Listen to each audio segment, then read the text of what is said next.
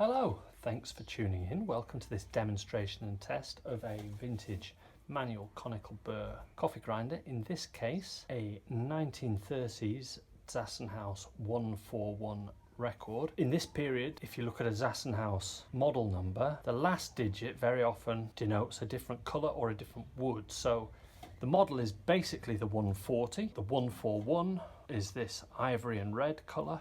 The 142 was a dark and light green. The 143 is a blue and ivory, and so on. Test is, as it always is, we're going to take 7 grams of coffee beans. We're going to put the grinder on its finest setting. That means with the burrs just touching, not labouring, but just touching. And we're going to see how the grinder performs, both with respect to consistency of grind and fineness.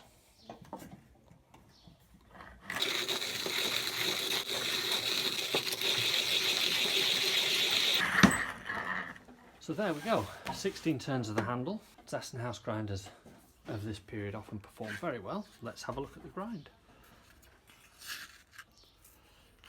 Yeah, that's a classic fine grind.